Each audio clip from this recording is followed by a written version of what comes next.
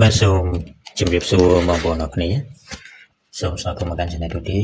បាទថ្ងៃនេះ Channel សូមផ្សាយទូទាយបន្តទៀតគឺឆ្នាំ Work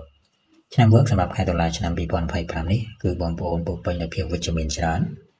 ហើយការបង្កើនធម៌ពលទ្រព្យក៏មានទទួលបានពីផ្កាយ8ដែរដែលធ្វើឲ្យបងប្អូនអរគ្នាជោគជ័យច្រើនខែនេះគឺលោកអ្នកនឹងទទួលជោគជ័យទាំងផ្នែកហិរញ្ញវត្ថុទាំងការកំណើនអាជីពទាំងការទំនាក់ទំនងផ្សេងៗគឺកាន់តែល្អដូចគ្នាឱកាសសម្រាប់ការវិនិយោគកំណើនមានភាពច្រើន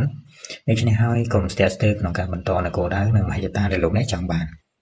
បាទមហិច្ឆតាដែលលោកអ្នកចង់បានបំផុតសម្រាប់ជីវិតនៅកន្លែងធ្វើការបងប្អូនអ្នកគ្នាដែលកើតនៅឆ្នាំ Work បាទ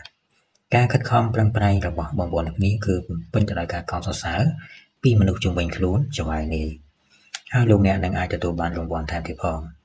នេះគឺជាពេលវេលាល្អមួយសម្រាប់បងប្អូនអ្នកគ្នាចាប់យកនៅឱកាសភាពជាអ្នកដឹកនាំបង្ហាញនៅជំនាញរបស់លោកអ្នកនៅក្នុងអាជីវកម្មឬក៏ការបណ្ដាក់ទុនរបស់បងប្អូនអ្នកគ្នាដើម្បីទទួលបាននូវសន្ទុះបាទហើយបងប្អូនអ្នកគ្នា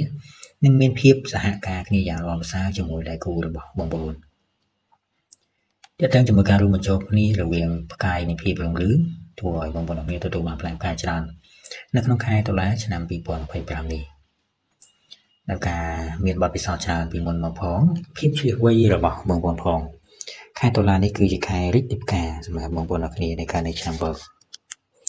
រីឯទំនាក់ទំនងស្នេហាវិញម្ដងបងប្អូនในការនៃឆ្នាំ Work សម្រាប់ទំនាក់ទំនងស្នេហារវាងមនុស្សផ្ទុយភេទគ្នាបាទគឺមានភាពល្អប្រសើរច្រើនហើយចំពោះលោកអ្នកដែលនៅលាវគឺលោកអ្នកអាចជួបប្រទះនឹងគូពិតភាពរំភើបរីករាយភាពចុះសម្រុងគ្នាការយល់ចិត្តគ្នាគឺមានច្រើនចំពោះបងប្អូនកើតនៅឆ្នាំ Work សម្រាប់ខែតុលាឆ្នាំ2025នេះចំពោះលោកអ្នកដែលរៀបការហើយក៏ដូចគ្នានឹងទទួលបានឱកាស